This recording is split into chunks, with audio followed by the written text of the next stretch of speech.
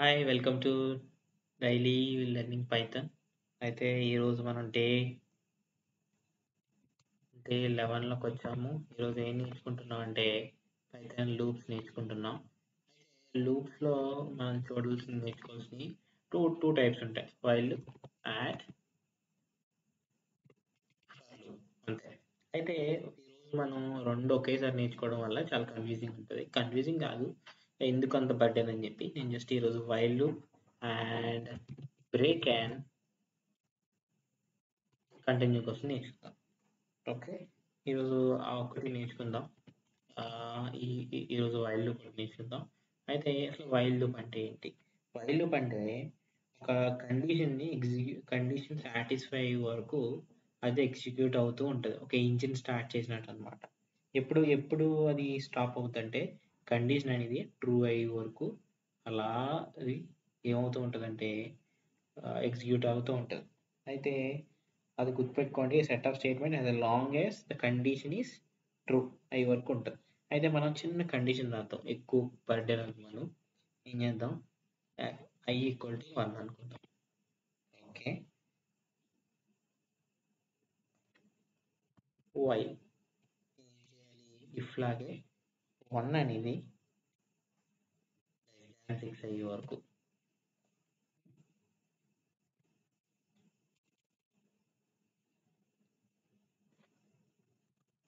Print చేయమని అడుగుతున్నా. Print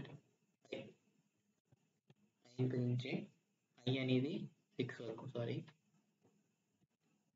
i అనేది 6 ఎప్పుడైతే లెస్ దాన్ అవుతుందో అప్పటి వరకు ప్రింట్ చేయని అవుతాం. ఎప్పుడు అవుతుంది 6 అనేది 65432 ఎప్పుడు అవుతుందంటే, అందుకని చిన్న కండిషన్ కూడా ఇస్తాం అక్కడ. ఏంటంటే i equal to i plus 1. అయితే i ఈక్వల్ టు 1 కదా, ఈ 1 అనేది 6 అయ్యే వరకు, i అనేది 6 అయ్యే వరకు ఈ కండిషన్ తీసుకురామని అడుగుతాం. అయితే మనం ఇక్కడ ఇఫ్ కండిషన్ లా ఇక్కడ కొలన్ కూడా పెట్టాలి. జస్ట్ నేను చిన్నగా ఎగ్జిక్యూట్ చేస్తాను. ఏమైంది, i అనేది 1. అయితే ఫస్ట్ ఏమైంది, i అనేది 1. i లెస్ దాన్ 6 కాదా, i లెస్ దాన్ 6 కాదు, i లెస్ దాన్ 6 కాబట్టి ఇక్కడికి వచ్చింది. అయితే i equal to i plus 1, ఇక్కడ i అనేది 2 అయింది అనమాట. నెక్స్ట్ మళ్ళీ 3 అవుతుంది, 4 అవుతుంది, 5 అవుతుంది, అలా 6 అవుతుంది.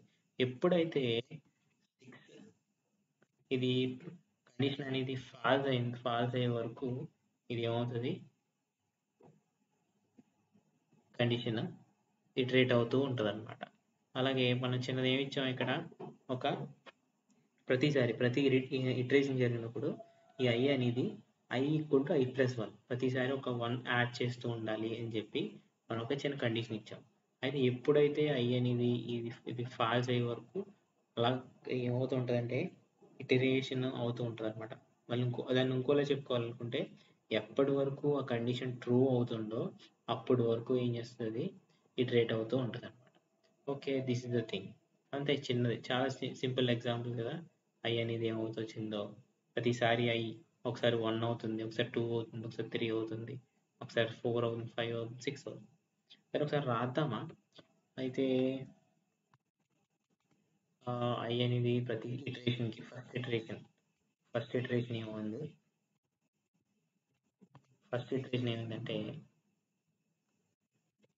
ఫస్ట్ ఇటరేషన్కి ఏమైంది,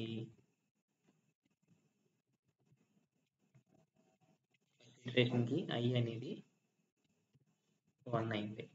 అయితే i లోపలికి వెళ్ళినప్పుడు ఏమైందంటే i equal to i plus 1 అయింది, అంటే i ఈక్వల్ టు 2 అయింది అనమాట సెకండ్ ఇటరేషన్కి.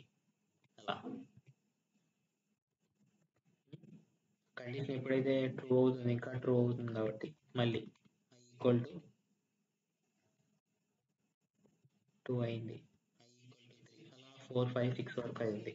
అయితే ఎప్పుడైతే ఫాల్స్ అవుతుందో అప్పటి వరకు ఆ కండిషన్ రన్ అవుతుంది అనమాట. దీన్నే మనం ఏమంటామంటే వైల్ కండిషన్ అంటాం. అయితే బేస్డ్ ఆన్ ఏమవుతుంది, బేస్డ్ ఆన్ దాని బేస్ చేసుకుని ఆ కండిషన్ బట్టి ఉంటుంది, డోంట్ వరీ. అయితే రకరకాల కండిషన్స్ మనం రాయొచ్చు అనమాట.